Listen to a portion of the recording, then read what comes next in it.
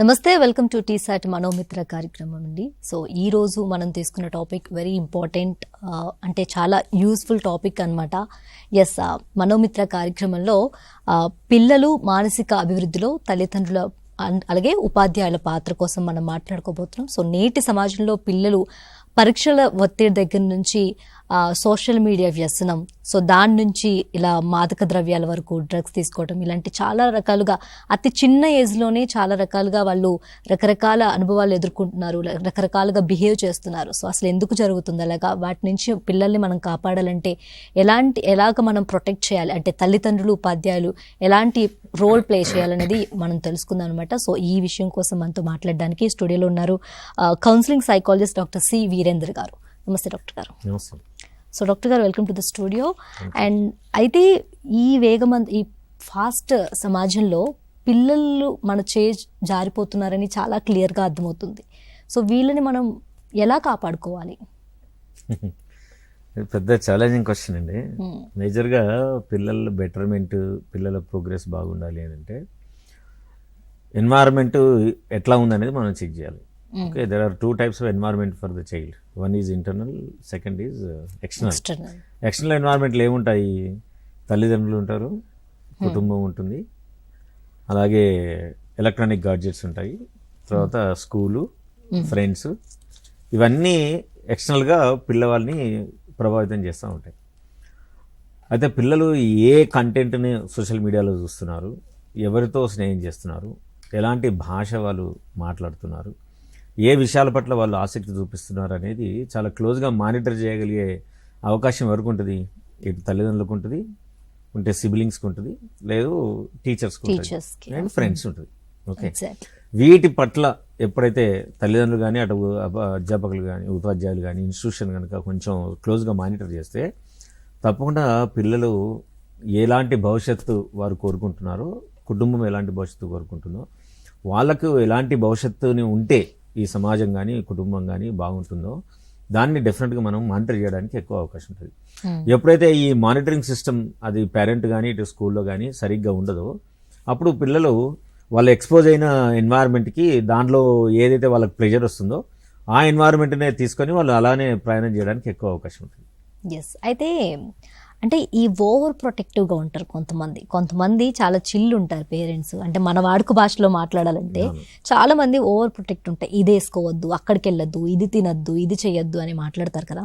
ఇలాంటి పిల్లలు అంటే గోయింగ్ ఫార్వర్డ్ అంటే ఫ్యూచర్లో ఎక్కువగా ఆధారపడి డిపెండెన్సీ లేదంటే అంటే భయం, ఈ రెండు ఎక్కువగా పెరిగే ఛాన్సెస్ ఉన్నాయా వాళ్ళల్లో? అవునండి. అంటే మన దేశంలో ఏం జరుగుతుందంటే పేరెంట్స్ పెళ్ళైన తర్వాత కపులు దంపతులుగా మారిన తర్వాత తల్లిదండ్రులుగా మారే క్రమంలో ఇప్పుడున్న పిల్లలకు కావాల్సిన మానసిక అవసరాలు ఏంటి, శారీరక అవసరాలు ఏంటి, ఎడ్యుకేషనల్ అవసరాలు ఏంటి, సామాజిక అవసరాలు ఏంటి, ఇవి స్పష్టంగా అర్థం చేసుకున్నా సరే వాటిని తీర్చడం లోపల తల్లిదండ్రులు చాలా వెనుకబడి ఉన్నారు.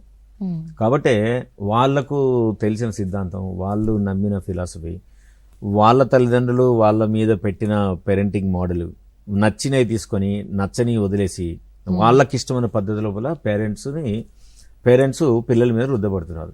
దాంతోనే ప్రొటెక్టివ్ పేరెంట్స్ అవుతారు, లేకుంటే డిస్మిసివ్ పేరెంట్ అవుతారు, లేకుంటే అథారిటేటివ్ పేరెంట్స్ అవుతారు. ఇట్లా రకరకాలైన పేరెంటింగ్ మోడల్స్ తోటి పిల్లల్ని ట్రై చేసినప్పుడు ఈ ప్రొటెక్టివ్ పేరెంటింగ్ ఎప్పుడైతే ఎక్కువగా పిల్లల్ని ఆపరేట్ చేస్తున్నప్పుడు పిల్లలు తప్పకుండా సమాజంలోకి వెళ్ళిన తర్వాత అడల్ట్ అయిన తర్వాత ఏది కూడా సొంతంగా నిర్ణయం తీసుకోలేని పరిస్థితికి వస్తుంది. ఏది మంచి ఏది చెడు, ఏ విషయాల లోపల నేను ఎట్లుండాలి, ఏ వస్తువు ఏ విషయం నాకు ఉపయోగకరంగా ఉంటుంది అనే నిర్ణయించుకునే శక్తిని కోల్పోయి ప్రతిదానికి పేరెంట్ మీద డిపెండ్ అయ్యే పరిస్థితి వస్తుంది. సో అట్లాంటి పరిస్థితుల్లో ఏమవుతుంది, పేరెంట్స్ రేపు పెద్దగా అయిన తర్వాత వాళ్ళకు వీళ్ళు కమ్యూనికేట్ చేసే ప్రాసెస్లో కష్టం వచ్చినా లేదు చాలా దూరము పిల్లలు వెళ్ళాల్సి వచ్చినప్పుడు వాళ్ళు విపరీతమైన ఒత్తిడి ఎదుర్కొంటారు. దాంట్లో వాళ్ళ జీవితం కూడా చాలా కష్టాల పారవుతుంది. వాళ్ళ ఒత్తిడి ఎదుర్కొన్నప్పుడు దాన్ని ఎట్లా అడ్రస్ చేయాలో తెలియకుండా వాళ్ళందరికీ కూడా మెంటల్ హెల్త్ ఇష్యూస్ వచ్చడానికి ఎక్కువ అవకాశం ఉంటుంది. సార్, ఇక్కడ ఇంకొక విషయం కోసం మనం మాట్లాడుకుంటే సొసైటీలో ఎలా ఉన్నా తప్పే అనేది ఒకటి ఉంటుంది కదా. అంటే ఓవర్ ప్రొటెక్టివ్ ఈ పేరెంటింగ్ అన్నా సరే ప్రాబ్లం అంటారు, లేదంటే చిల్లు ఉంటారు, అంటే మనం పొందలేనివి, మనం చైల్డ్హుడ్ లో దొరకనివి మన పిల్లలకి ఇచ్చినా అరే మీరు అన్ని అలవాటు చేసేస్తున్నారు, అలా పెంచితే ఎలా అంటారు. అసలు ఎలాంటి పేరెంటింగ్ బాగుంటుంది అంటారు, మీరు చెప్పండి. ఒక వర్డ్ లో చెప్పాలంటే ఏం చెప్తారు? అంటే ఒక వర్డ్ లో చెప్పడం కష్టం, కానీ there are 4 types of parenting styles are there. ఒకటి హెలికాప్టర్ పేరెంటింగ్, రెండోది బుల్డోజింగ్ పేరెంటింగ్, మూడోది టైగర్ పేరెంటింగ్, నాలుగోది లైట్ హౌస్ పేరెంటింగ్ అని అంటాం. ఓకే.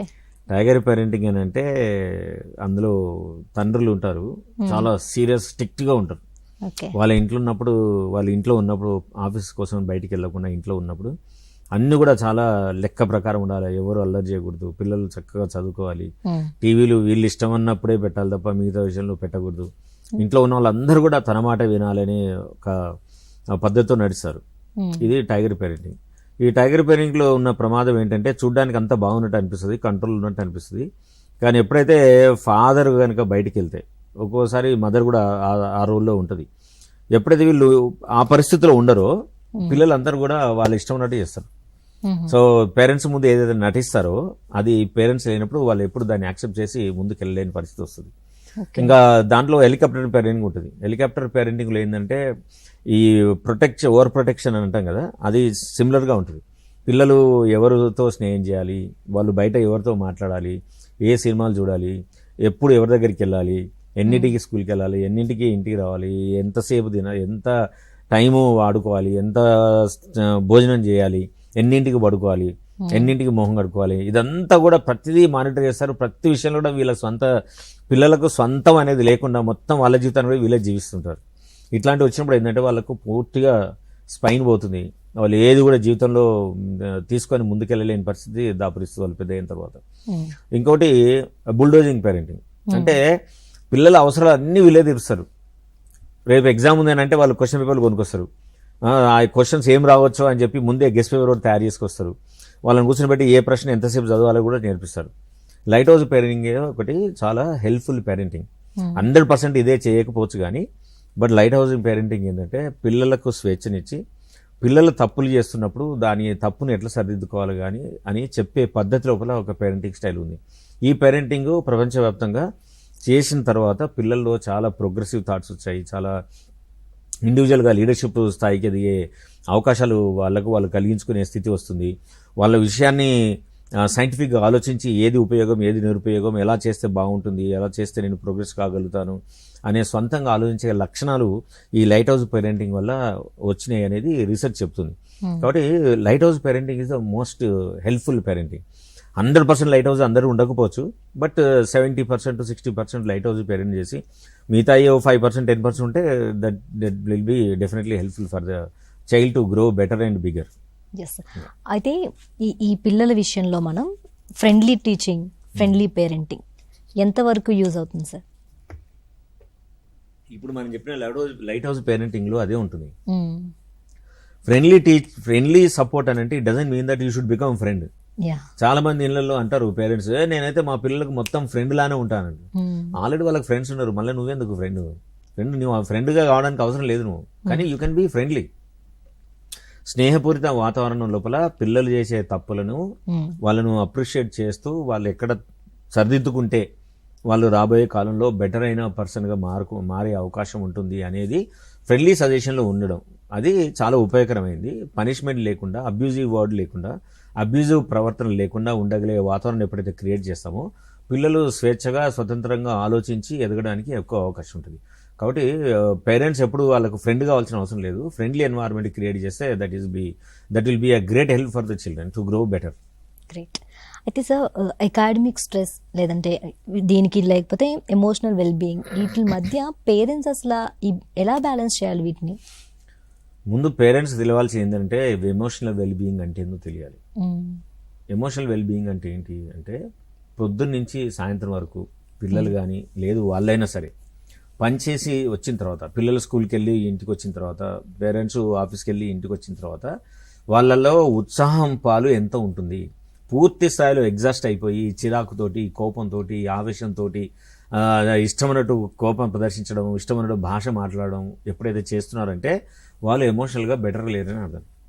ఎమోషనల్గా వెల్బీయింగ్ అని అంటే వాళ్ళు పొద్దున్న నుంచి సాయంత్రం వరకు కూడా వాళ్ళ జీవితంలో చేసే పనులన్నిటి కూడా చాలా ఎఫెక్టివ్గా ఎఫిషియెంట్గా వాటిని హ్యాండిల్ చేసేయగలిగే శక్తి సామర్థ్యాలు వాళ్ళు కలిగి ఉండి ఎలాంటి అబ్యూజివ్ లాంగ్వేజ్ ఉపయోగించకుండా వాళ్ళు బెటర్ అయిన స్టేట్ ఆఫ్ మైండ్లో కూడా ఒక మంచి భాష మంచి వాతావరణాన్ని క్రియేట్ చేసే పద్ధతిలో ఉంటారో అప్పుడు వాళ్ళ ఎమోషన్స్ బాగున్నాయి, వాళ్ళ ఎమోషనల్ వెల్ బీయింగ్ కూడా బెటర్ ఉందని అర్థం. అట్లా కాకుండా వాళ్ళు ప్రతి చిన్న విషయానికి చిరాకు పడడం, ప్రతి చిన్న విషయానికి కోపం తెచ్చుకోవడం, ప్రతి చిన్న విషయానికి అవతల వ్యక్తులను తూలనాడడం, లేదు క్రిటిసైజ్ చేయడం, ఇవన్నీ చేస్తూ ఉన్నారంటే వాళ్ళ ఎమోషనల్ వెల్ బీయింగ్ సరిగ్గా లేదని అర్థం. కాబట్టి పేరెంట్స్కి ముందు తెలియాలి ఎమోషనల్ వెల్ బీయింగ్ అంటే ఏంటి, ఒత్తిడి ఎదుర్కోవడం అంటే ఏంటి, ఒత్తిడిని అనుభవిస్తున్నప్పుడు దాన్ని గుర్తించడం ఎట్లా. ఈ లక్షణాలు వాళ్ళు ఎప్పుడైతే గుర్తిస్తారో వాళ్ళు బెటర్ అవుతారు. వాళ్ళని చూసి పిల్లలు కూడా ఇట్లే ఉండాలని చెప్పి వాళ్ళు దాన్ని కాపీ చేసి వాళ్ళు బెటర్గా ఉండడానికి అవకాశం ఉంటుంది. అయితే ఏమైనా అంటే మనం గుర్తించే ఏమైనా సిమ్టమ్స్ ఉంటాయా సార్? పిల్లలు ఎప్పుడైతే స్ట్రెస్ ఫీల్ అవుతున్నప్పుడు మనం ఏమైనా గుర్తించవచ్చా వాటిని? తల్లిదండ్రులు ముందుగా వాళ్ళు గుర్తించుకోవాలి. ఎప్పుడైతే నోట్లోంచి ఏమంటారు హార్ష్ పదజాలం వచ్చిందో that is an indication, first indication that you are undergoing stress. Okay. రెండోది, మనం పొద్దు నుంచి సాయంత్రం వరకు చేసే పనులు కానీ లేదా ఆఫీస్ నుంచి ఇంటికి వచ్చిన తర్వాత ప్రతి విషయం మీద చిరాకు పడడం, తెలియకుండానే కోపం రావడం, పూర్తిగా ఎగ్జాస్ట్ ఫిజికల్గా ఎమోషనల్గా డ్రైన్ అయిపోయిన భావన వస్తుందంటే యూఆర్ నాట్ ఎమోషనల్ వెల్ అని అర్థం. సో ఇట్లా ఎమోషనల్ నాట్ వెల్ అని అర్థమైనప్పుడు వాళ్ళు చేయాల్సిన పని ఏంటి, వాళ్ళు గుర్తించుకొని దీన్ని ఎట్లా నేను సరిదిద్దుకోగలను, ఎలాంటి స్టేట్ ఆఫ్ మైండ్ నాకు కలిగి ఉండాలి, ఎలాంటి ఆలోచన విధానం ఉంటే నేను ఈ ఎమోషనల్ ఎగ్జాస్షన్ నుంచి బయటకు వచ్చి ఒక ఆరోగ్యకరమైన ఆలోచనతోటి ఆరోగ్యకరంగా నేను కుటుంబంలో ఉన్న వ్యక్తులతోటి పని చేయడం, అలాగే నా జీవితాన్ని కూడా బెటర్గా పనిచేయడానికి నేను ఏమంటారు ప్రాక్టీస్ చేయగలను అనే ఆలోచన వస్తే అప్పుడు బెటర్గా ఉండడానికి అవకాశం ఉంటుంది. రైట్. అయితే సార్, అంటే పిల్లలు ఎవరైతే ఉన్నారో వీళ్ళు ఇంటి తర్వాత ఎక్కువ టైం స్పెండ్ చేసేది స్కూల్లో. అసలు వీళ్ళు అంటే పేరెంట్స్ తర్వాత టీచర్స్ పాత్ర కూడా ఉంటుంది. వీళ్ళ పాత్ర ఎంతవరకు ఉంటుందో మాట్లాడుకుందాం మనం. సో వీళ్ళు విద్యార్థుల్లో ఆందోళన అంటే డిప్రెషన్ ప్రాథమిక లక్షణాలను ఉపాధ్యాయులు ఎలా గుర్తించాలి అసలు వీటిని? తల్లిదండ్రులు కానీ అధ్యాపకులు కానీ ముందుగా పిల్లలకి ఎమోషనల్ ఎడ్యుకేషన్ ఇవ్వాలి. దాన్ని సైకో ఎడ్యుకేషన్ అంటాం. ఏమి ఇవ్వాలంటే బాధ, దుఃఖం, సంతోషం, కోపం, ఆవేశం, చిరాకు వీటన్నిటినీ గుర్తించి ఆ గుర్తించిన దాన్ని శరీరంలో ఏ భాగాల మీద దీని ప్రభావం పడుతుందో పిల్లలకు తెలియజెప్పాలి. దట్ ఈజ్ ఫస్ట్ వీళ్ళు చేయాల్సింది. రెండోది ఏంటంటే బాధ కలిగినప్పుడు ఎలాంటి ఎమోషన్ స్టేట్ ఉన్నా సరే ఎవరితో మాట్లాడాలి అనే విషయాల పట్ల తల్లిదండ్రులు కానీ అధ్యాపకులు కానీ ఒక స్పష్టత పిల్లలకి ఇవ్వాలి. మూడోది, ప్రతి నెలలో కనీసం 2 సార్లు లేదా 15 రోజులకు ఒకసారి అయినా సరే పిల్లలను కూర్చుని మీకు వస్తున్న బాధలు, అది హోంవర్క్ చేసేటప్పుడు కానివ్వండి, లేదు స్కూల్లో పాఠాలు చెప్తున్నప్పుడు కానివ్వండి, లేదు పిల్లలు బయటికి వెళ్ళి ఆడుకున్నప్పుడు కానివ్వండి, వచ్చే బాధల్ని వచ్చే ఎమోషన్స్ని మీరు మీ తోటి స్నేహితులతోటి పంచుకోవాలి అని చెప్పాలి. ఇలా ఎప్పుడైతే చెప్పే అవకాశం మనం పిల్లలకి ఇస్తామో పిల్లలు వెళ్ళి వాళ్ళ స్నేహితులతో మాట్లాడతారు, లేదు అట్లీస్ట్ వెళ్ళి ఇంట్లో అమ్మానాన్నలతో మాట్లాడతారు, లేదు వాళ్ళ సిబ్లింగ్స్తో మాట్లాడతారు, లేదు పేపర్ మీద రాసి వాళ్ళ పేరెంట్స్ కానీ టీచర్ కానీ ఇస్తే అప్పుడు వాళ్ళకున్న ఎమోషన్స్ని దాన్ని గుర్తించినప్పుడు పరిష్కారం దొరుకుతుంది. అసలు గుర్తించడమే రానప్పుడు, ఇది ఏ ఎమోషనో నా శరీరంలో జరుగుతుందో నాకు తెలియనప్పుడు దీన్ని నేను ఎట్లా హ్యాండిల్ చేయాలని నాకు ఎట్లా తెలుస్తుంది? నాకు తెలియదు కదా. సో మన దేశంలో చాలామంది పెద్దవాళ్ళు కానీ చిన్నవాళ్ళు కానీ 60 to 70% all are emotionally no voice ప్రజలు. ఏ ఎమోషన్ ఏందో గుర్తించలేము. మనకు ఏదైనా సంఘటన జరిగినప్పుడు మనకు యాంగ్జైటీ వస్తుందా, లేదు ఫియర్ వస్తుందా, లేకుంటే యాంగర్ వస్తుందా, లేదు డిస్టర్బ్ అయిపోతున్నానా, షాక్ తిన్నానా, ఇవేవి తెలియని పరిస్థితి లోపల మనం వచ్చిన ఎమోషన్స్కి ప్రధానికి ఒకే రకంగా రియాక్ట్ కావడం మనం చూస్తూ ఉంటాం ఇంట్లో. సో ఇది ఎప్పుడైతే అవేర్నెస్ ఇస్తామో అప్పుడు దీన్ని గుర్తించి దీనికి ఏం చేస్తే బాగుంటుంది అనే ఒక ఆలోచన వస్తుంది, ఒక డైరెక్షన్ వస్తుంది. అప్పుడు ఎవరైనా సరే దాన్ని హ్యాండిల్ చేయడం ఈజీ అవుతుంది. Okay, right. అయితే మానసిక సహాయం కోసం వెతికే పిల్లలపై స్కూల్స్లో ఎక్కువగా టీచ్ చేస్తూ ఉంటారు వాళ్ళు. అంటే వీటిని తగ్గించడానికి ఎస్పెషల్లీ టీచర్స్ ఏం చేయాలి సార్?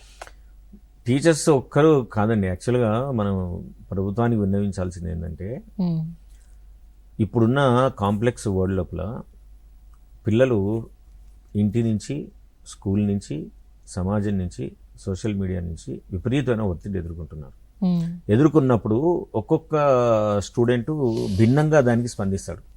ఆ స్పందించినప్పుడు ఒక్కోసారి అన్హెల్ప్ఫుల్ రెస్పాన్సెస్ వాళ్ళకు సమాజం నుంచి వచ్చినప్పుడు అది వాళ్ళ మానసిక ఆరోగ్యం మీద విపరీతంగా ప్రభావం పడుతుంది. ప్రభావం పడ్డప్పుడు ఈ మానసికంగా సంబంధించిన ఇష్యూస్ వచ్చినప్పుడు ఎవరితో మాట్లాడుకోవాలనే విషయాల పట్ల స్పష్టత లేదు. ఏ స్కూళ్ళలో కూడా ఒక సైకాలజిస్టులు ఉండరు. సో లేనప్పుడు ఎవరితో మాట్లాడాలి? మనకు మానసిక ఆరోగ్యం గురించి మాట్లాడడం అనేది ఇప్పటికి కూడా మన సమాజంలో ఒక టాబు ఉంది. మానసిక సమస్య ఉంది, లేదు నాకు యాంగ్జైటీ ఉంది, నాకు డిప్రెషన్ అనిపిస్తుంది, లేదు నాకు అన్నోయింగ్లీ నాకు ఫియర్ జనరేట్ అయింది. వీటి గురించి ఎవరు ఎక్కడ మాట్లాడినా సరే అయితే మాక్ చేస్తారు, లేకుంటే టీజ్ చేస్తారు, లేకుంటే బుల్లింగ్ చేస్తారు. సో ఇలాంటి వాతావరణంలో ఉన్నప్పుడు పిల్లలు ఏం మాట్లాడో ఎక్కడ మాట్లాడో తెలియనప్పుడు వాళ్ళు డెఫినెట్గా ఒత్తిడికి గురయ్యి మానసిక అనారోగ్యం బారిన పడేందుకు 100% ఛాన్సెస్ ఉన్నాయి. కాబట్టి ఇలాంటి మానసిక అనారోగ్యం వైపు నుంచి పిల్లల్ని బయటికి లాగాలి అని అంటే ముందుగా ప్రతి స్కూళ్ళలో ప్రతి వారంలో ఒక్కరోజు కనీసం 1-2 గంటలైనా సరే ఈ ఎమోషనల్ వెల్బీయింగ్ గురించి, ఎమోషన్స్ గురించి, మనుషులు ఎందుకు డిస్టర్బ్ అవుతారు, ఎందుకు స్ట్రెస్ లోనవుతారు, స్ట్రెస్ను ఎట్లా గుర్తించాలి అనే సిమ్టమ్స్ గురించి ఎక్స్ప్లెయిన్ చేయడం ఒక పార్ట్. రెండో పార్ట్ ఏంటి, యాంగ్జైటీ, డిప్రెషన్, అబ్సెషన్స్ అండ్ ఒత్తిడి. ఇవి ప్రధానంగా ఎక్కువ మంది పిల్లలు సఫర్ అవుతారు. ఎగ్జామ్స్ దగ్గర వస్తున్నప్పుడు ఎగ్జామ్ ఒత్తిడి, ఎగ్జామ్ యాంగ్జైటీ అంటాం, సఫర్ అవుతారు. సో వీటికి సంబంధించిన సిమ్టమ్స్ అన్ని మనం ఒక పేపర్ మీద రాసి నోట్ లాగా పెద్ద పెద్ద అక్షరాలతోటి మనం స్కూల్ ఎంట్రన్స్లోనే అంటించాలి. లేదు ప్రతి స్కూల్లో ప్రతి క్లాస్ రూమ్లో అంటించాలి. అంటిస్తే పిల్లలకు వచ్చే బాధను చూసి ఓహో ఇది నా సిమ్టమ్స్ ఉన్నాయా, ఓకే, సో దాని కింద పరిష్కార మార్గాలు కూడా రాయొచ్చు. రాస్తే పిల్లలు దాన్ని పాటిస్తారు. లేదో ఒక టీచర్ను రెస్పాన్సిబుల్ చేస్తే వెళ్ళి ఆ టీచర్తో మాట్లాడతారు, టీచర్ పరిష్కారాలు చూపిస్తారు. సో అది చాలా రోజుల పాటు కంటిన్యూ కాకుండా వాళ్ళు వచ్చిన సమస్యను అప్పుడే పరిష్కరించుకోవడం మూలన వాళ్ళ ఆరోగ్యం దెబ్బ తినకుండా వాళ్ళు హెల్దీగా ఉండడానికి అవకాశం ఉంటుంది. రైట్. అయితే సార్ ఇంకొక మెయిన్ పాయింట్ మనం మాట్లాడుకోవాలంటే కంపారిజన్. చాలా మంది పేరెంట్స్ ఎలా చేస్తారో స్కూల్లో టీచర్స్ కూడా వాడిని చూసి నేర్చుకో, వాడికి మంచి మార్క్స్ వస్తున్నాయి, అబ్బాయిని చూసి నేర్చుకో, అమ్మాయిని చూసి నేర్చుకో అని చెప్తూ ఉంటారు. ఎక్కువగా ఈ మార్కులపై ఎక్కువ దృష్టి పెట్టడం వల్ల పిల్లల మానసిక పరిస్థితి దెబ్బతినే ఏమన్నా ఉంటాయా సిమ్టమ్స్? ఎవరైనండి ఇప్పుడు కంపారిజన్ చేస్తే పిల్లలే కాదు, ఈవెన్ పెద్దవాళ్ళు కూడా విపరీతంగా హర్ట్ అయిపోతారు. ఇప్పుడు ఫర్ ఎగ్జాంపుల్ కుటుంబంలో పిల్లల అమ్మ ఉంది, నాన్న ఉన్నారు. అమ్మ పొద్దున్నే బ్రేక్ఫాస్ట్ చేసి పెట్టింది, అందరు తింటున్నారు. ఇంతలో తండ్రి ఏది టిఫిన్ ఇట్లా చేసినారు, పలానా హోటల్లో చూడు ఎంత బాగుంది, లేదు పలానా ఇంటి వాళ్ళు చూడు మనకి ఇడ్లీ చేసి పంపించారు, చట్నీ ఎంత అద్భుతంగా ఉంది అని అన్నారు అనుకోండి, డెఫినెట్గా బాధ అనిపిస్తుంది. నీకు రిచ్గా ఉందా లేదా చూడు, నువ్వు వాళ్ళలాగా ఉందా వీళ్ళలాగా ఉందా లేదా ఎందుకు మాట్లాడుతున్నావు, మాట్లాడకూడదు కదా. కానీ అన్కాన్షియస్లీ అన్ఫార్చునేట్లీ ప్రతి విషయంలో ఇప్పుడు ప్రజలందరూ కూడా కంపారిజన్ అనే జబ్బుతోటి బాధపడుతున్నారు. కాబట్టి ఏ విషయంలో అయినా కంపేర్ చేస్తారు వాళ్ళు. మీరు వేసుకునే డ్రెస్సుల గురించి కానీ, మీరు వేసుకునే షూ గురించి కానివ్వండి, మీరు వాడే పర్ఫ్యూమ్స్ గురించి కానివ్వండి, మీరు ఏంటి చదివే పుస్తకాల గురించి కానివ్వండి, మీరు వేసే నగల గురించి కానివ్వండి, మీరు ఉండే ఇల్లు గురించి కానీ, మీరు చూసే టీవీ గురించి కానీ, ప్రతిదీ వేరే వాళ్ళతోటి కంపేర్ చేసి వేరే బ్రాండ్ తోటి కంపేర్ చేసినా కానీ మాట్లాడుకునే పరిస్థితిలో కూడా మన సమాజంలో ఉన్నాం. సో ఈ కంపారిజన్ అనేది విపరీతమైన అభద్రత భావాన్ని క్రియేట్ చేస్తుంది అవతల వ్యక్తుల మీద. ఇన్సెక్యూరిటీ జనరేట్ అవుతుంది, కొంతమందికి జెలసీ వస్తుంది, కొంతమందికి హేట్రెడ్ జనరేట్ అవుతుంది. ఇవన్నీ మనకు తెలియకుండానే అవతల వ్యక్తుల మనసుల లోపల మనం విషబీజాలు నాటుతున్నట్టు లెక్క. కాబట్టి పేరెంట్స్ అందరికీ మనం నిర్ణయించేది ఏంటంటే, మీరు పిల్లల గురించి మాట్లాడినప్పుడు పిల్లల చేసే పని కానీ వాళ్ళు చేసే పర్ఫార్మెన్స్ని కానీ వాళ్ళ గురించి విత్ రెస్పెక్ట్ వాళ్ళే మాట్లాడండి. ఫలానా మంత్ నువ్వు ఇంత బాగా చేసావు, ఈ మంత్ నీ పర్ఫార్మెన్స్ అంతగా బాగుండట్లేదు, ఎందుకు ఏ కారణాల వల్ల నీ పర్ఫార్మెన్స్ తగ్గింది, ఏం చేస్తే ఈ పర్ఫార్మెన్స్ మళ్ళీ మున్పటిలాగా ప్రోగ్రెస్ అవుతుంది అనే విధానంలో మాట్లాడితే పిల్లలు ఓహో అవునా నిజమే కావచ్చు అని ఒక హెల్దీ ఆలోచన ఉంది కదా అని చెప్పి దాన్ని క్యాచ్ చేసి ముందుకెళ్ళడానికి అవకాశం ఉంటుంది. అట్లా కాకుండా పక్కింటోళ్ళు చూడు, లేదు మీ కజిన్స్ చూడు, లేదు మా ఫ్రెండ్ వాళ్ళ పిల్లల్ని చూడు, మా సిస్టర్ వాళ్ళ పిల్లల్ని చూడు అని ప్రతి ఒక్కరిని తీసుకొచ్చి వాళ్ళ జీవితంలో నింపుతూ ఉంటే పిల్లలకు విపరీతమైన ద్వేషం పెరుగుతుంది. అది వాళ్ళ మీద పెరుగుతుంది, ఇట్లా తల్లిదండ్రుల మీద కూడా పెరిగేందుకు ఎక్కువ అవకాశం ఉంటుంది. కాబట్టి ఇవన్నీ కూడా అన్హెల్దీ ప్రాక్టీసెస్ అని పేరెంట్స్ని గుర్తించేట్టు మనం చేస్తే పేరెంట్స్ కూడా అన్కాన్షియస్గా చేసే ఈ ప్రాసెస్ని ఆపేసి కాన్షియస్గా ఏదైతే ఉపయోగకరంగా ఉంటుందో ఆ ఉపయోగపడే పద్ధతులనే పాటించడానికి అవకాశం ఉంటుంది. అయితే సార్ అంటే కంపారిజన్ కోసం మాట్లాడుకున్నాం కాబట్టి పిల్లలు కావచ్చు పెద్దలు కావచ్చు ఎవరికైనా కంపారిజన్ అనేది కామన్, అందరూ భరిస్తారు, అందరూ ఎదుర్కొంటారు దీన్ని. అసలు ఈ కంపారిజన్ అనే థాట్ మన మైండ్లో రాకుండా ఉండాలంటే మనం ఏమన్నా ఒక చిట్కా ఉందా మనకి దానికి సంబంధించి? ఎందుకున్నదండి, ఫస్ట్ మనం మాట్లాడేటప్పుడు ఏమి ఆశించి ఇది మాట్లాడుతున్నాం అని ప్రశ్న వేసుకున్నాం అనుకోండి. ఒకటి, నేను ఏమి అవతల నుంచి ఏమి ఎక్స్పెక్ట్ చేసి నేను మాట్లాడుతున్నాను. రెండోది, నేను ఇట్లా మాట్లాడడం వల్ల నిజంగానే నేను ఆశించిన లక్ష్యం నెరవేరుతుందా? ఎవరైనా నన్నే ఇలాంటి కంపేర్ చేసి మాట్లాడితే నాకు ఉత్సాహంగా ఉంటుందా, లేకపోతే నిరుత్సాహంగా ఉంటుందా, కోపం వస్తుందా? ఈ 3 ప్రశ్నలు వాళ్ళు వేసుకున్నారు అనుకోండి, వాళ్ళు కంపేర్ చేయడం మానేస్తారు. మానేసి స్ట్రైట్గా వాళ్ళకు, పిల్లలకు, పెద్దలకు, ఎవరికైనా సరే ఉపయోగపడే మాటలు మాట్లాడాలనే ఒక ఆలోచన పెరుగుతుంది. ఆలోచన ఎప్పుడైతే, అవేర్నెస్ ఎప్పుడైతే వస్తుందో, that is the biggest situation to bring the change in your self. కాబట్టి మనం మాట్లాడే మాటలకు సంబంధించి ఒక అవేర్నెస్తో కానీ మాట్లాడితే ఎవరు కూడా కంపేర్ చేస్తూ మాట్లాడకుండా అవసరమైన విషయాలే మాట్లాడడానికి అవకాశం ఉంటుంది. రైట్. అయితే స్కూల్స్లో ఎక్కువగా ఈ బుల్లింగ్ అనేది ఎక్కువగా జరుగుతూ ఉంటుంది. వేధింపులు కావచ్చు, టీజ్ చేయడం కావచ్చు, ఇలాంటివి జరుగుతున్నప్పుడు టీచర్స్ ఎంతవరకు ఇన్వాల్వ్ అవ్వాలి ఇందులో, ఎంతవరకు ఆపాలి అసలు వాళ్ళు? ఫస్ట్ బుల్లింగ్ ఎందుకు వస్తుందండి? పిల్లలు కానీ, ఏదో వేరే సెక్షన్ వాళ్ళు, సీనియర్స్ కానివ్వండి, వాళ్ళ క్లాస్మేట్స్ కానీ, బుల్లింగ్ ఎప్పుడు వస్తుంది? నేను గొప్ప, నువ్వు గొప్పనా అనే ఆలోచన వచ్చినప్పుడు బుల్లింగ్ వస్తుంది. ఈ బుల్లింగ్ని ఎంకరేజ్ చేసే పరిస్థితి లోపల టీచర్ కూడా మాట్లాడింది అనుకోండి, దాంతో పిల్లలు దాన్ని ప్రాక్టీస్ చేయడానికి ఎక్కువ అవకాశం ఉంటుంది. కొన్ని క్లాసుల లోపల టీచర్స్, అది పెద్ద ఏజ్లో కావచ్చు, చిన్న ఏజ్లో కానివ్వండి, మనకి బాడీ షేమింగ్ చేయడం, కలర్ తోటి మాట్లాడడం, లేదు వాళ్ళ పర్ఫార్మెన్స్ని బట్టి మాట్లాడడం, లేదు తల్లిదండ్రులు చేసే వ్యాపారానికి సంబంధించిన ట్యాగ్ లైన్ పెట్టి మాట్లాడడం, ఇవన్నీ కూడా ఏదో రకంగా పిల్లల్ని అవమానించినట్టే. అది గొప్పగా ఉండొచ్చు, తక్కువ ఉండొచ్చు. అట్లా కాకుండా పిల్లలకు ఉన్న సొంత ఐడెంటిటీని వాళ్ళ పేరుతోటి మనం పిలిచి మాట్లాడితే ఏ పిల్లవాడు కూడా మిగతా వాళ్ళని బుల్లీ చేయడానికి అవకాశం ఉండదు. ఒకవేళ బుల్లీ చేస్తారు అని తెలిసినప్పుడు టీచర్ కానీ, హెచ్ఎం కానీ పిల్లల్ని పిలిచి వాళ్ళకు కొంచెం సైకో ఎడ్యుకేషన్ ఇవ్వాలి. ఇలా మాట్లాడడం వల్ల ఏ రకంగా అవతల వ్యక్తులు చాలా బాధపడే అవకాశం ఉంటుంది. అది వాళ్ళ ఆరోగ్యం మీద, వాళ్ళ పర్ఫార్మెన్స్ మీద, వాళ్ళ భవిష్యత్తు మీద ఎలాంటి నెగిటివ్ ఫలితాలు ఉండే అవకాశం ఉంటుంది అని పిల్లలకు నిరంతరం మనం తెలియజెప్తూ ఉంటే తప్పకుండా పిల్లలు నేర్చుకుంటారు. పిల్లలు నేర్చుకోకుండా ఉండడం అనేది ఇంపాసిబుల్ అండి. అది మనము ఏ రకంగా చెప్తున్నాము, ఎంత ఎఫెక్టివ్గా చెప్తున్నాము, ఎంత ఉపయోగకరంగా ఉంటుంది అనే విషయాన్ని మనం పిల్లలకి ఎప్పుడైతే చెప్తామో పిల్లలు తప్పకుండా నేర్చుకుంటారు. ఆ నేర్చుకున్న పద్ధతిలోనే ప్రయాణం చేయడానికి 100% ఛాన్సెస్ ఉంటాయి. సో ఇవన్నిటి పట్ల టీచర్లకు కానీ, తల్లిదండ్రులకు కానీ ఒక ఐడియా ఉండాలి.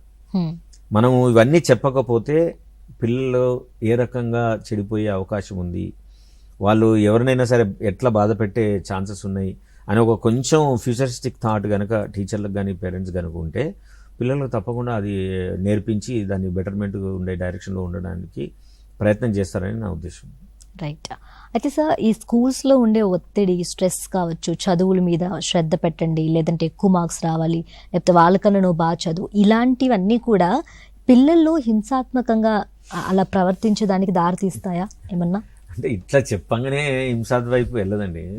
ఎప్పుడైనా పిల్లల మీద వాళ్ళకున్న స్టేట్ ఆఫ్ మైండ్ కానీ, వాళ్ళకున్న కెపాసిటీని, వాళ్ళు అనుకున్న విషయాన్ని యాజిటీగా ఎగ్జిక్యూట్ చేసే వాతావరణం లేదని గుర్తించకుండా తల్లిదండ్రులు కానీ, లేదు అధ్యాపకులు కానీ వాళ్ళ మీద ఒత్తిడి పెట్టినప్పుడు, ఈ గోలే నువ్వు సాధించాలని అనుకున్నప్పుడు పిల్లలు వాటిని ఎట్లా ఎదుర్కోవాలో తెలియని పరిస్థితిలో ఉన్నప్పుడు విపరీతమైన ఒత్తిడి ఎదుర్కొంటారు. ఎదుర్కొన్నప్పుడు మాత్రం తప్పకుండా దాన్ని ఎదుర్కోవడానికి వేరే పద్ధతులు తెలవక ఒక్కోసారి వైలెంట్గా ప్రవర్తిస్తారు, లేదు చాలా అబ్యూజివ్ లాంగ్వేజ్ ఉపయోగిస్తారు, లేదు ఈ పరిస్థితి నుంచి తప్పించుకోవడానికి ఏది ఆ పర్టికులర్ టైంకి ఉపయోగపడుతుందో ఆ పద్ధతుల్ని పాటించేసి బయటికి వెళ్ళేందుకు ఛాన్సెస్ ఉంటాయి. అంతే తప్ప మనము పిల్లలకు గోల్స్ సెట్ చేసినంత మాత్రాన పిల్లలు ఎవరు వైలెంట్గా మారరు. వాళ్ళ స్థితిని గుర్తించకుండా, వాళ్ళ స్థాయిని అర్థం చేసుకోకుండా గోల్స్ పెడితే మాత్రం తప్పకుండా పిల్లలు వైలెంట్ అవుతారు, లేకుంటే డిస్టర్బ్ అవుతారు, లేకుంటే డీవియేట్ అవుతారు, లేకుంటే స్కూల్కి రావడం మానేస్తారు. ఎక్కువ మంది పిల్లలు స్కూల్ అబ్సెంటీస్ ఊళ్ళలో ఎందుకు ఉంటారు అని అంటే, వాళ్ళకు కొంతమందికి సరిగా చదవడం రాదు, సరిగా రాయడం రాదు, సరిగా ఏకాగ్రత పెట్టడం రాదు. మన స్కూల్లోని ఏ స్కూళ్ళలో కూడా పిల్లలకి ఏకాగ్రతతో వినాలి అని చెప్తారు, ఏకాగ్రతతో చదవాలని చెప్తారు, కానీ ఏకాగ్రతను ఎట్లా సాధించాలో చెప్పరు, ఏకాగ్రత అంటే ఏందో చెప్పరు. ఏకాగ్రతను ఎన్ని రకాలుగా మనం సాధించవచ్చు, ఏకాగ్రత కనుక మధ్యలో మిస్ అయితే ఏ కారణం వల్ల ఏకాగ్రత ఉండకపోవడానికి అవకాశం ఉందో, ఇవేవి బేసిక్స్ మనం చెప్పకుండా మనం అల్టిమేట్ గోల్ సాధించాలని పిల్లల మీద ఒత్తిడి చేస్తే పిల్లలు టోటల్గా కన్ఫ్యూజ్ అయిపోతారు. కన్ఫ్యూజన్ లోపల వాళ్ళు ఏం చేస్తారో తెలియదు. కానీ ఆ గోల్ను సాధించాలనే లక్ష్యంలో ఉన్నప్పుడు వాళ్ళు కొన్ని తప్పిదమైన మార్గాలు పాటించడానికి అవకాశం ఉంటుంది. రైట్ సార్, కాలర్ ఉన్నారు, మాట్లాడదాం. హలో, నమస్తే మేడం. నమస్తే. శ్రీనివాస్ అండి. శ్రీనివాస్ గారు మాట్లాడండి సార్తో. సార్ నమస్తే సార్. నమస్కారం అండి. సార్ మా పిల్లోడు స్క్రీన్ టైమ్ టీవీలో కొంచెం ఎక్కువ ప్రభావం ఉంది సార్. ఇప్పుడు మా మెంటల్ హెల్త్ డిస్టర్బ్ కాకుండా మేము ఎలాంటి చర్యలు తీసుకోవాలి సార్? ఫస్ట్ చర్య మీరు తీసుకోవాల్సింది ఏంటంటే మీ ఇంట్లో ఉన్న పెద్దవాళ్ళందరూ రోజుకి ఎన్ని గంటలు మొబైల్ ఫోన్ వాడుతున్నారు, ఎన్ని గంటలు టీవీలు చూస్తున్నారో ఫస్ట్ అది గుర్తించాలి. గుర్తించిన తర్వాత కుటుంబం మొత్తానికి ఎంత టైం మనము స్క్రీన్ టైం ఉపయోగించాలి అనేది ఒక నిర్ణయానికి రావాలి. అది పిల్లలు అందరు కూర్చొని తర్వాత భోజనం చేసేటప్పుడు టీవీ చూడకూడదు అని నియమం పెట్టుకోవాలి. ఇట్లాంటి నియమాలు ఇంట్లో ఉన్న వాళ్ళు పెద్దలు చిన్నలందరూ పాటిస్తే తప్పకుండా పిల్లలు కూడా ఓహో ఇదే మంచి ఉపయోగకరమైన పద్ధతి కాబట్టి మనం అంతసేపు మాత్రమే మనం స్క్రీన్ చూడాలి, అంతసేపు మాత్రమే టీవీలు చూడాలనే నిర్ణయానికి వస్తారు. పిల్లలకు నియమం పెట్టి పెద్దలందరూ విచ్చలవిడిగా ఇంట్లో ఉన్న మొబైల్స్ని, గ్యాడ్జెట్స్ని, ఐప్యాడ్లని, ల్యాప్టాప్లని అన్నీ ఉపయోగిస్తూ ఉంటే పిల్లలకు మనం ఏం సందేశిస్తున్నట్టు, ఎన్ని గంటలు ఏం పాడినా ఏం పర్వాలేదు, వాళ్ళు అట్లే చెప్తుంటారు, మనం పాటించాల్సిన అవసరం లేదనే మెసేజ్ వాళ్ళకి రీచ్ అవుతుంది. రీచ్ అయినప్పుడు వాళ్ళు మీరు ఎన్నిసార్లు చెప్పినా సరే వాళ్ళు వినడానికి సిద్ధంగా ఉండరు.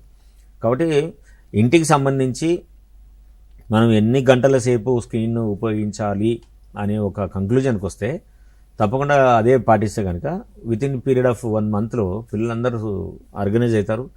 మీరు ఎన్ని గంటలు వాడమంటే అన్ని గంటలు వాడడానికి సిద్ధంగా ఉండడానికి అవకాశం ఉంటుంది. ఇది ఫస్ట్ థింగ్. రెండోది కూడా చేయాల్సింది ఏంటంటే పిల్లల లీజర్ టైంను మనం ఎట్లా ఎంగేజ్ చేయాలనుకుంటున్నాం. స్కూల్ నుంచి వచ్చిన తర్వాత వాళ్ళు 1 గంట సేపు టీవీ చూస్తారు తప్పకుండా. ఆ తర్వాత లీజర్ టైం వాళ్ళు ఆడుకోవాలంటే మనం ఎట్లా ఎంగేజ్ చేయాలి? తల్లిదండ్రులకు అంత సమయం ఉందా? లేదంటే మనం పిల్లలకి పుస్తకాలు, లేదు ఒక క్రియేటివ్ వర్క్, లేదు ఒక స్టోరీ చదవడం, లేదు ఒక బొమ్మలు తయారు చేయడం, పెయింటింగ్ చేయడం, ఇట్లాంటి అన్నిటిలో మనం ఇన్వాల్వ్ చేస్తే పిల్లలు టీవీ స్క్రీన్ కావాలనుకోరు. పిల్లలు ఈ పనులు చేయడం వల్ల ఓహో సంతోషం వస్తుందని ఎప్పుడైతే తెలుస్తుందో వాళ్ళు ఆటోమేటిక్గా ఆ పనిలోకి షిఫ్ట్ అవ్వడానికి అవకాశం ఉంటుంది. సో ఈ రకంగా చేస్తే కనుక పిల్లలు స్క్రీన్ అడిక్షన్ కాకుండా వాళ్ళు బెటర్గా ఉండడానికి అవకాశం ఉంటుంది. Right, call hello. హలో, నమస్కారం మేడం. నమస్తే అండి, మీ పేరు? నా పేరు రవి అండి. రవి గారు, డాక్టర్ గారితో మాట్లాడండి. చెప్పండి సార్. సార్ నమస్కారం సార్. నమస్తే. మా పిల్లోడు అదే పనిగా మొబైల్ బాగా చూస్తుంటాడండి. స్కూల్కి వచ్చిన తరపు నుంచి బాగా ఫోన్ తీసుకుంటాడు, ఎంత చెప్పినా విన్నాడు. ఆ ఫోన్ అనేది బాగా యూజ్ చేస్తున్నాడు. ఆయన మాన్పించడానికి ఏమైనా సలహా చెప్పండి. ఇదే ఇంతకుముందే చెప్పినట్టు ముందుగా మనము చూడాల్సింది ఏంది, ఇంట్లో మనము ఎన్ని గంటల పాటు మనము టీవీ చూస్తున్నాము, మొబైల్ ఫోన్ వాడుతున్నాము. ఇది ఫస్ట్ మనం గుర్తించి దాన్ని తక్కువ చేయడం. రెండోది పిల్లలకి టీవీ చూడడము, వీడియో గేమ్స్ ఆడడము, లేదు యూట్యూబ్ చూడడము వల్ల మాత్రమే సంతోషం కాకుండా మిగతా పనుల వల్ల కూడా సంతోషం వస్తుంది అనే అనుభవాన్ని కలిగజేసే పద్ధతిలో మనం చేయడం. మూడోది మనము పేరెంట్స్ ఉన్న వాళ్ళ ఇంట్లో పిల్లలతో కలిసి గడిపే సమయం, అదే కథలు చెప్పడంలో కానివ్వండి, లేదు పజుల్స్ చేయడం కానివ్వండి, లేదు ఇంట్లో వంట పని చేసే విషయంలో కానివ్వండి, అన్ని రకాలైన పద్ధతుల పరంగా ఎప్పుడైతే వాళ్ళు చేయడం మొదలు పెడతారో పిల్లలకు అర్థమవుతుంది, ఓహో ఈ పద్ధతుల ద్వారా కూడా మనం సంతోషాన్ని తెచ్చుకోవచ్చు అని అర్థమవుతుందో అప్పుడు ఆటోమేటిక్గా టీవీ స్క్రీన్ నుంచి, డిజిటల్ స్క్రీన్ నుంచి వేరే యాక్టివిటీ వైపు వెళ్ళడానికి అవకాశం ఉంటుంది. ముందుగా తల్లిదండ్రులు పిల్లల కోసమని టైంను కేటాయించాలి. మీరు పిల్లలు బయట చేసే పని, సంపాదించే పనులు అన్నీ కూడా పిల్లల కోసం అయినప్పటికీ మోస్ట్ వాల్యుబుల్ అంటే మీరు డబ్బు సంపాదించే దాంట్లో కనీసమైన కొంత % ఆఫ్ టైం పిల్లలతో ఎంగేజ్ అయ్యే పనులు చేస్తే అది వాళ్ళ జీవితంలో ఇచ్చే అతి గొప్ప విలువైన బహుమతి అని మనం గుర్తించి ఈ రకమైన స్టెప్స్ కనుక చేస్తే పిల్లలు అటువైపు నుంచి వెళ్లకుండా మీతో గడిపిన క్షణాలు వాళ్ళకు సంతోషం ఇస్తుంది, స్ఫూర్తినిస్తుంది, ఉత్సాహాన్ని ఇస్తుంది. వాళ్ళు జీవితంలో రోజు చదువు కోసం చేసే పనుల్లో కూడా ఉత్సాహంగా ముందుకెళ్ళడానికి అవకాశం ఉంటుంది. రైట్, థ్యాంక్ యూ రవి గారు. సార్, ఇప్పుడు మాట్లాడిన ఇద్దరు కాలర్స్ కూడా అంటే ఫోన్ ఒకరు చూస్తున్నారని, టీవీ ఒకరు చూస్తున్నారని కంప్లైంట్స్ ఉన్నాయి. సో ఇప్పుడు నేటి పిల్లలు అయితే డిజిటల్ యుగంలో పెరుగుతున్నారనే చెప్పొచ్చు ఖచ్చితంగా. అయితే సోషల్ మీడియా కావచ్చు, గేమ్స్, ఆన్లైన్ ప్రపంచం, ఇవి వాళ్ళ మీద చాలా ప్రభావం చూపిస్తున్నాయి. అసలు వీటి నుంచి అంటే సోషల్ మీడియా పిల్లల ఆత్మవిశ్వాసం, శరీర దృశ్యంపై ఎలాంటి ప్రభావం చూపుతుంది అసలు ఇది? శరీరం పైన okay. So brain is the major power centre for the whole body. Okay, ఇప్పుడు మానసికంగా అనారోగ్యం పాలున్నావు అనుకోండి, లేదు నువ్వు ఒత్తిడి ఎదుర్కొంటున్నావు, ఇక్కడ ఎక్స్పీరియన్స్ ఏ ఒత్తిడి అయినా కానీ ఇక్కడే ఉండదు, అది స్లోగా బాడీలోకి పంపించేస్తుంది. కాబట్టి ఇప్పటివరకు జరిగిన ప్రపంచవ్యాప్తంగా జరిగిన ప్రతి పరిశోధన ఏం చెప్తుందంటే మ్యాక్సిమం శారీరకంగా మనుషులు ఎదుర్కొనే ప్రతి అనారోగ్య కారణాలు మేజర్గా మన ఆలోచన వల్లనే జరుగుతున్నాయి. మనం మానసికంగా ఎట్లయితే ఒత్తిడి ఎదుర్కొంటామో, ఏ రకమైన ఎమోషన్స్ని మీరు ఎక్స్పీరియన్స్ అవుతారో, ఆ ఒత్తిడి ఆ రకమైన ఎమోషన్స్ అన్నీ కూడా బాడీలోకి పర్కులేట్ అయిపోయి బాడీలో ఉన్న రకరకాలైన ఆర్గాన్స్ మీద ప్రభావితం చూపిస్తుంది. కాబట్టి మన ఆలోచన, మన ఎక్స్పీరియన్స్ అయ్యే ఉద్వేగాలు, మనము చేసే పనులు ఇవన్నిటి కూడా మన శరీరాన్ని ప్రభావితం చేస్తుంది. కాబట్టి మీరు మానసిక ఆరోగ్యం ఎప్పుడైతే బాగుంచుకుంటారో, మీ ఆలోచనలను ఎప్పుడైతే బాగుంచుకుంటారో, మీ భావనలను ఎప్పుడైతే పీస్ఫుల్గా ఉంచుకుంటారో, అప్పుడే మీ శారీరక ఆరోగ్యం కూడా బాగుండడానికి ఎక్కువ అవకాశం ఉంటుంది.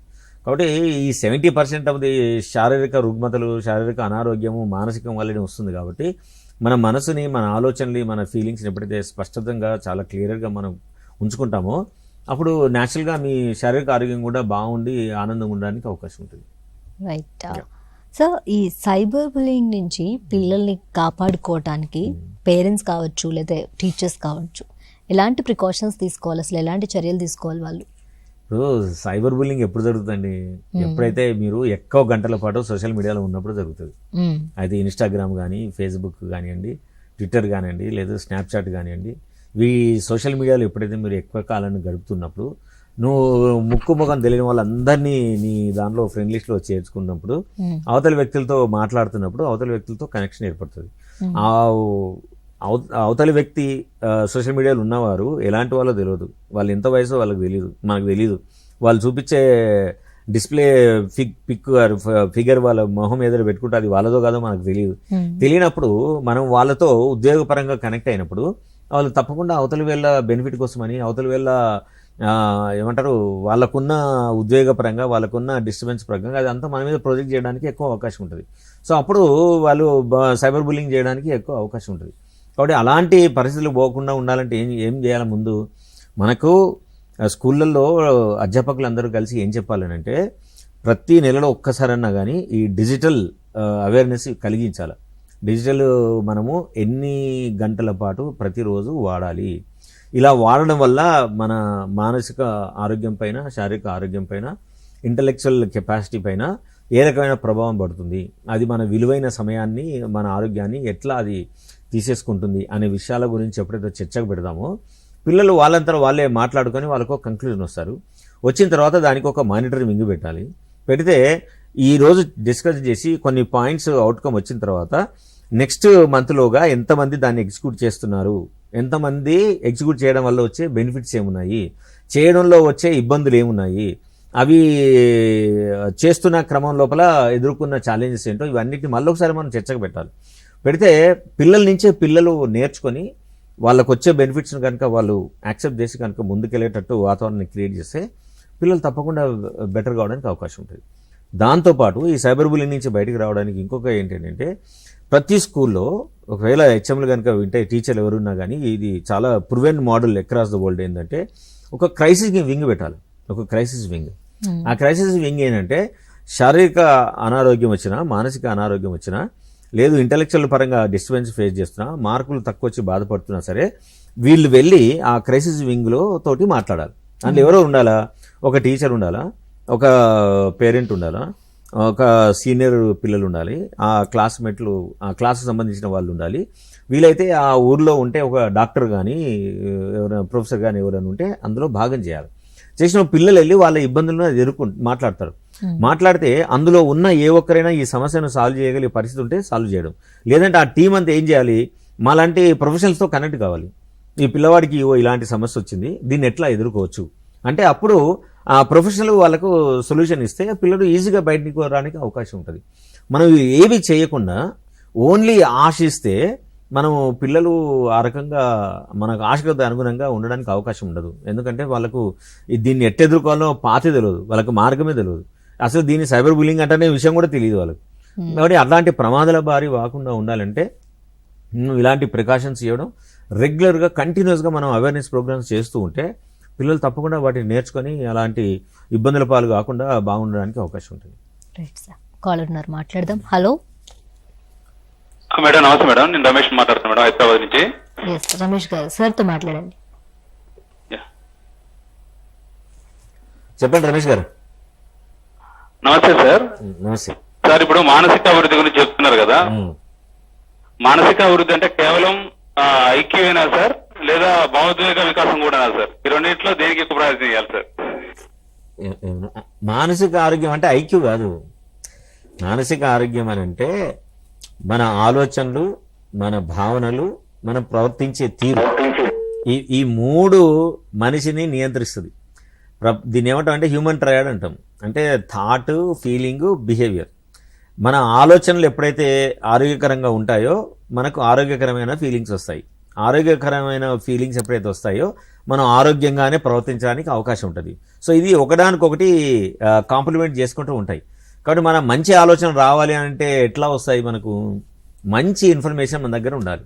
మంచి ఇన్ఫర్మేషన్ ఎట్లా వస్తుంది మన దగ్గరికి అంటే మంచి విషయాలను చూడడం వల్ల వస్తుంది, మంచి కథలు చదవడం వల్ల వస్తుంది, మంచి ఇన్ఫర్మేషన్ తీసుకోవడం వల్ల వస్తుంది, మంచి వ్యక్తులతో మాట్లాడడం వల్ల వస్తుంది, మంచి విషయాల్ని గమనించడంలో వస్తుంది. కాబట్టి ఇవన్నీ మనం ఏదైతే ఫీడ్ చేస్తామో మనకు అవే ఆలోచనలు వస్తాయి, అవే ఫీలింగ్స్ వస్తాయి, మనం అట్లే ప్రవర్తిస్తాం. కాబట్టి వీటిని రెగ్యులర్గా చెక్ చేసే, మానిటర్ చేసే సిస్టము ఎవరు చేయాలి అంటే ఇంట్లో పేరెంట్స్ చేయాలి, లేదు స్కూల్లో టీచర్స్ చేయాలి. వీళ్ళిద్దరు సిస్టమ్స్ కనుక కరెక్ట్గా పనిచేస్తే ఉంటే డెఫినెట్గా పిల్లలు ఆ మానసిక అనారోగ్యం పాలు కాకుండా, ఎలాంటి పద్ధతుల్లో కూడా వైలెన్స్ జరగకుండా, ఎలాంటి రిస్క్ బిహేవియర్స్ చేయకుండా వాళ్ళు ఆరోగ్యంగా జీవితాన్ని గడపడానికి అవకాశం ఉంటుంది. రైట్, థ్యాంక్ యూ రమేష్ గారు. సో అదేవిధంగా మనం కొన్ని మూవీస్ చూసుకుంటే అందులో కొంచెం హింసాత్మక కంటెంట్ ఉంటుంది. సో ఇలాంటివి చూడటం వల్ల ఇది ఏమన్నా పిల్లలపై ఎఫెక్ట్ అవుతుందా? ఇప్పుడు మీరు రకరకాల సినిమాలు మనకు వస్తూనే ఉంటాయి. ఓకే, చిన్నపిల్లల మీద విపరీతమైన ప్రభావితం చేసే మీడియం ఏంటంటే మనకి సినిమా రంగం and social media and TV రంగం, ఆ తర్వాత మన పుస్తకాలు. ఓకే, మీరు గతంలో చూసినట్టయితే శక్తిమాన్ ఒక సీరియల్ వచ్చింది, అప్పట్లో సూపర్ మ్యాన్ సీరియల్ ఉంది. ఇవన్నీ ఏం చేసినాయి? ఆ ప్రసారం అవుతున్న టైం లోపల పిల్లలు శక్తిమాన్ వచ్చి నన్ను కాపాడతారని బిల్డింగ్ నుంచి దూకిన కేసులు ఉన్నాయి, సూపర్ మ్యాన్ వచ్చి నన్ను కాపాడతారని బిల్డింగ్ నుంచి దూకిన కేసులు ఉన్నాయి, పాపం చనిపోయిన కేసులు ఉన్నాయి. సో ఇవన్నీ ఏం చూపిస్తున్నాయి మనకు అంటే అవి ఎంత ప్రభావితంగా ఉన్నాయో మనకు చూపిస్తుంది. రీసెంట్గా చూసే వాళ్ళందరికీ ఐఎమ్ సజెస్టింగ్ ఏంటంటే అడోలసెన్స్ అని ఒక సీరియల్ ఉంది, వెబ్ సిరీస్ ఉంది, ఇంగ్లీష్లో వస్తుంది, బ్రిటిషర్స్ తీశారు, అద్భుతంగా ఉంటుంది. అందులో ఏంటంటే ఒక పిల్లవాడు సైబర్ బుల్లింగ్కి గురవుతాడు, 13-14 సంవత్సరాలు ఉంటాడు పిల్లవాడు. ఆ సైబర్ బుల్లింగ్ గురైన పిల్లవాడు చాలా ఏమంటారు డిప్రెషన్లోనే చాలా స్ట్రెస్ఫుల్కి అయిపోయి నిజ జీవితంలో వాళ్ళ క్లాస్మేట్ ఒక అమ్మాయిని వెళ్ళి కత్తితో పొడిచి చంపేస్తాడు. సో ఇది దాని బ్యాక్డ్రాప్. సో జైల్లో వేసిన తర్వాత సైకాలజిస్టులు వెళ్ళి ఆ పిల్లోడిది ఇంటరాక్ట్ అయ్యి తర్వాత వాళ్ళు అర్థం చేసుకొని చూసిన తర్వాత ఏముంది అంటే పిల్లవాడు విపరీతంగా ఈ సోషల్ మీడియాలో ఉన్న కంటెంట్ను కన్జ్యూమ్ చేసుకొని వాళ్ళు రకరకాలైన వ్యక్తులను ఇష్టమైనట్టు మనం ఏమంటారు చాటింగ్ చేయడం, ఇవన్నీ చేయడం వలన పిల్లవాడికి ఒక రియలిస్టిక్ ప్రపంచం అనేది తెలియలేని దుస్థితికి వెళ్ళిపోయి చివరికి ఏమంటారు హత్య చేస్తాడు. ఇప్పుడు ఇట్లాంటి ఎగ్జాక్ట్ సేమే మన హైదరాబాద్లో కూకట్పల్లిలో జరిగింది. ఒక 14-13 సంవత్సరాల అబ్బాయి 8th క్లాస్ పిల్లోడు వెళ్ళి ఒక అమ్మాయిని చంపేశాడు. ఓకే, సో ఇవి ఎందుకు జరుగుతున్నాయి ఇవన్నీ అంటే పిల్లలు నిజంగానే ఏ కంటెంట్ను చూస్తున్నారు, ఆ చూసిన కంటెంట్ నిజంగానే వాస్తవకి దగ్గరగా ఉందా లేదా, వాస్తవ పరిస్థితుల్లో అది నిజంగానే అప్లై చేయొచ్చా లేదా అనే విచక్షణ లేని విధంగా పిల్లలు తయారవుతున్నారు.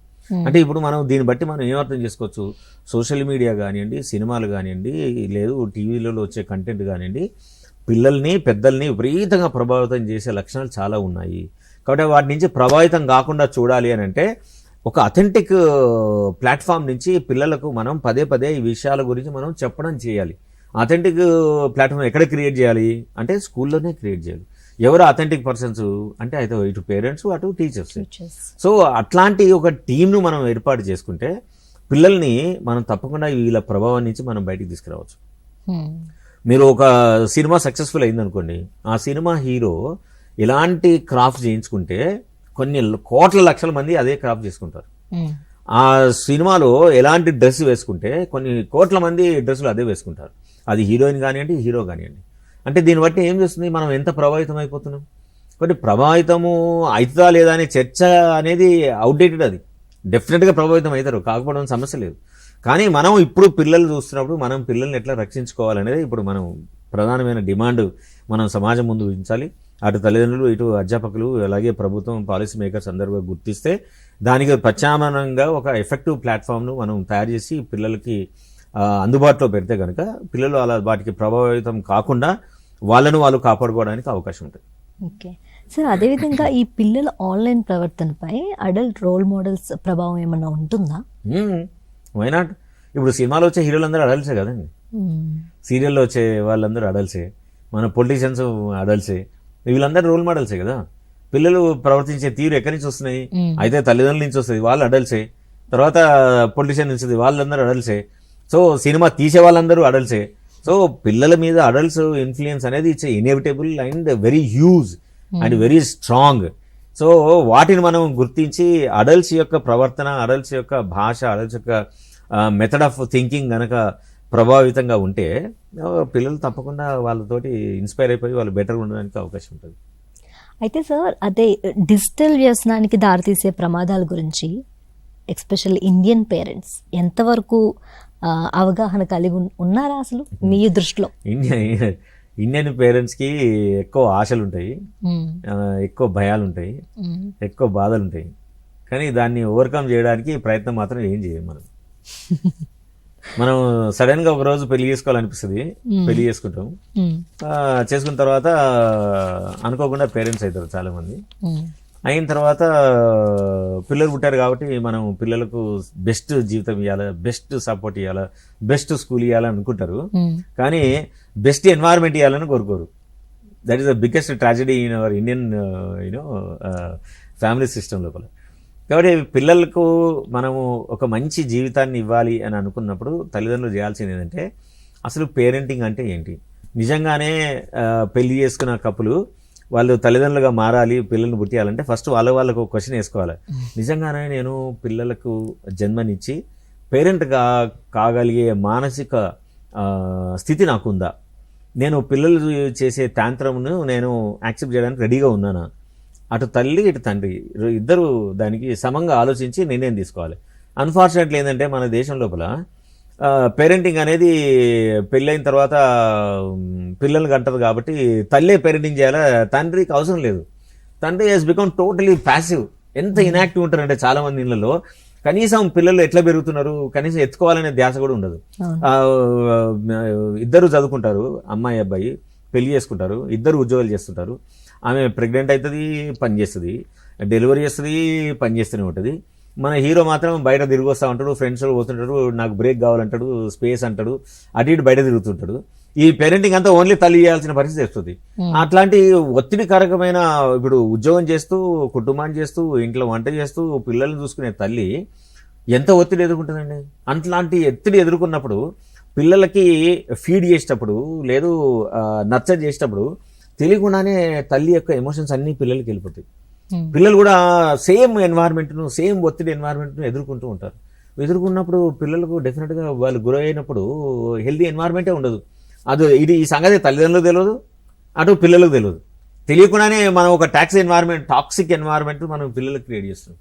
కాబట్టి పెళ్లి చేసుకోవాలనుకునే అమ్మాయిలు అబ్బాయిలు ఎవరైనా సరే ముందుగా మీరు గుర్తించాల్సింది ఏంటంటే, మనం పెళ్లి చేసుకొని పిల్లలకు అనే ముందు మానసికంగా మనం సిద్ధంగా ఉన్నామా, మనం పిల్లల కోసం టైం ఇవ్వడానికి రెడీగా ఉన్నామా, మనం పిల్లల్ని పెంచే క్రమం లోపల మనం ఇద్దరం ఇంటి సమస్యను, ఇంటి పనులను, అది సామాజిక, ఆర్థిక, మానసిక అన్ని రకాలైన వాటిని మనం షేర్ చేసుకోవడానికి మనం సిద్ధంగా ఉన్నామా లేదా అనేది ఆలోచించి నిర్ణయం తీసుకుంటే అప్పుడు కుటుంబంలో ఒక హెల్దీ వాతావరణం ఉంటుంది. హెల్దీ పేరెంటింగ్ మనం పిల్లలకి ఇవ్వడానికి ఎక్కువ అవకాశం ఉంటుంది.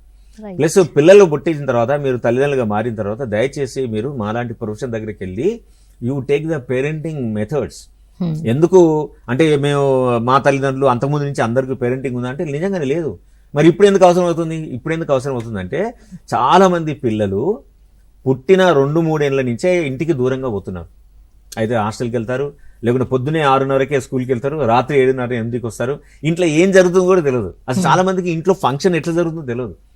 డే టు డే డైలీ లోపల అమ్మ నాన్నలు ఏ రకంగా పనిచేస్తున్నారు, మన ఇంటికి ఎవరు చుట్టాలు వస్తున్నారు, అసలు ఇంట్లో ఉన్న సంబంధం బాంధవ్యాలు ఏంటి, ఇంట్లో వాల్యూ సిస్టమ్ ఎట్లా నడుస్తున్నది, ఇవేవి తెలియకుండా సడన్ గా ఓన్లీ చదువుల కోసం పెరిగినట్టు పెరుగుతారు. అందుకోసం ఈ రోజున చాలా మంది అబ్బాయిలకు అమ్మాయిలకి వంటలే రావు.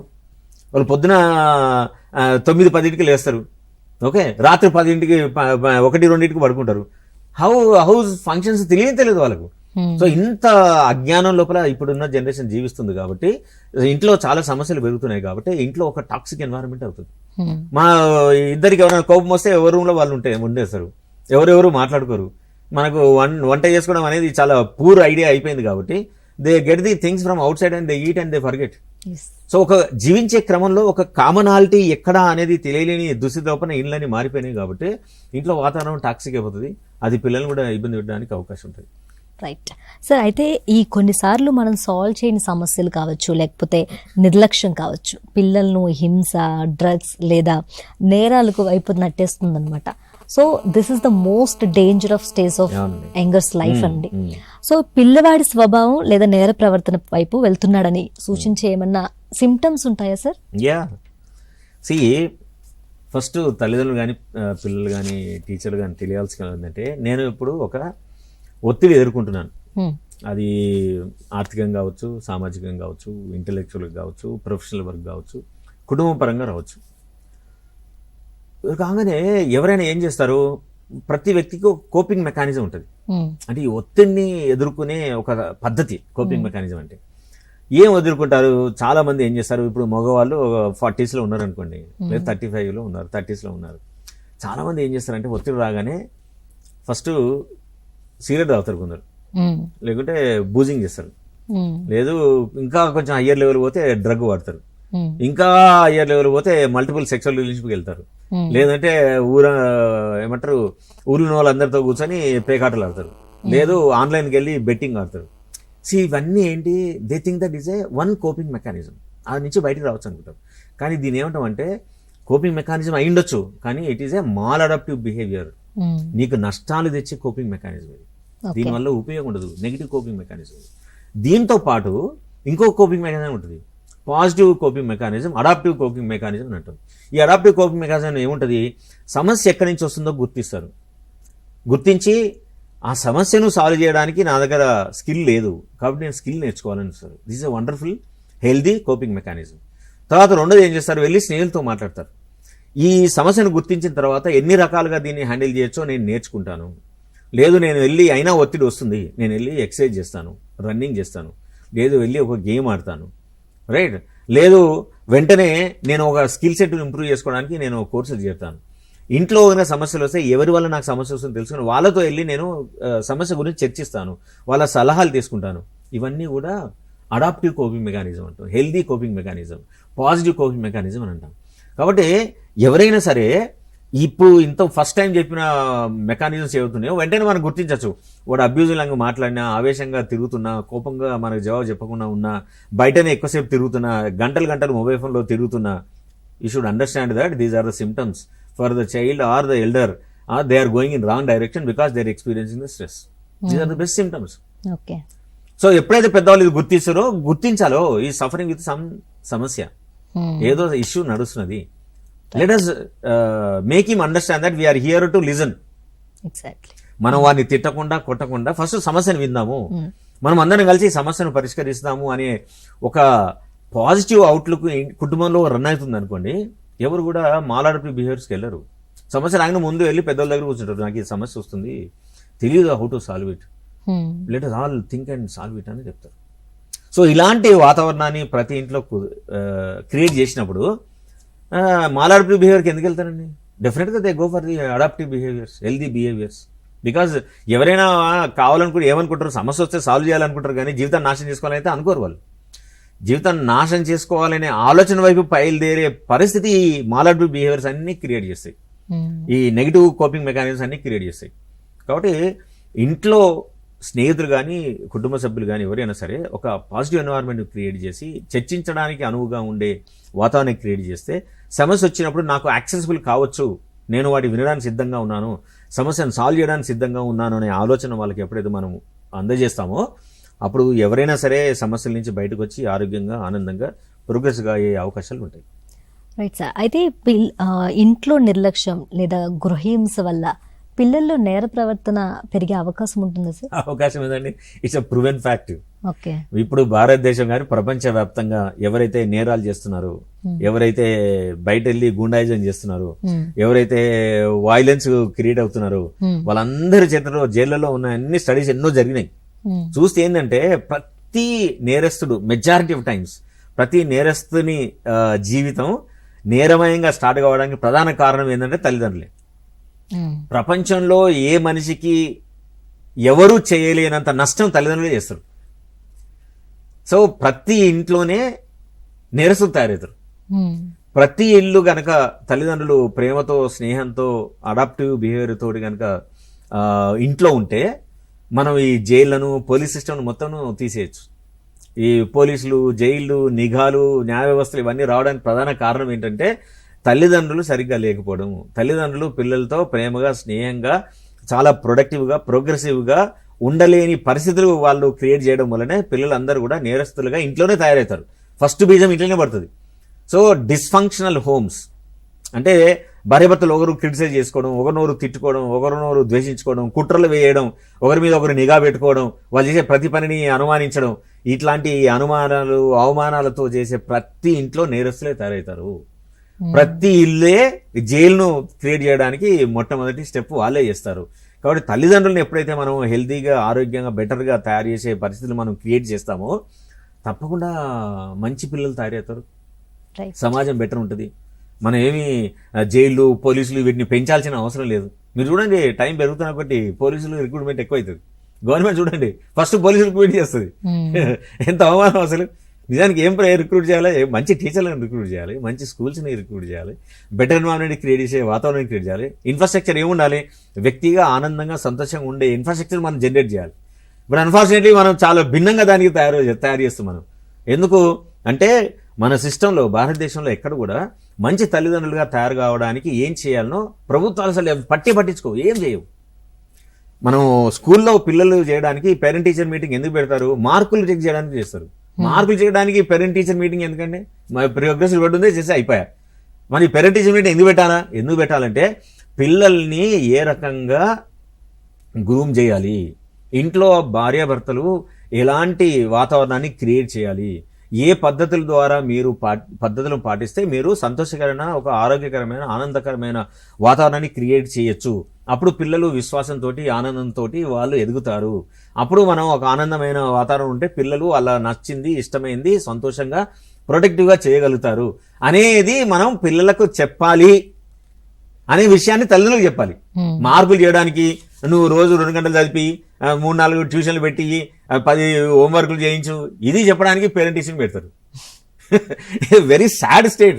మన టీచర్లు మన పేరెంట్స్ అందరూ కూడా సిగ్గుపడాలి యాక్చువల్గా. కానీ unfortunately they follow all these things.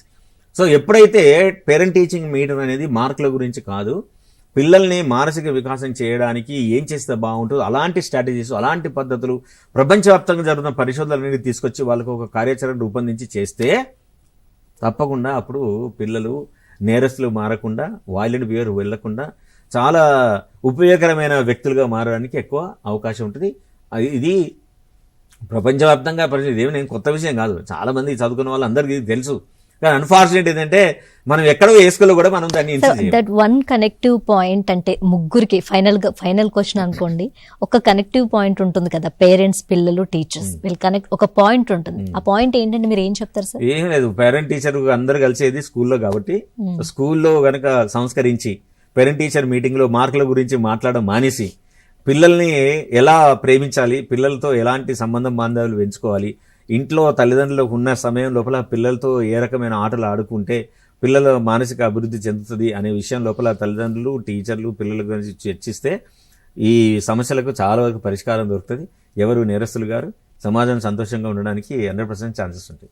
Right, thank you so much sir. చాలా మంచి విషయాలు, యూజ్ అయ్యే విషయాలు చెప్పినందుకు thank you so much. So Thank you. చూసారు కదా, Thanks for- ఇది వాళ్ళ మనోమిత్ర. నమస్తే.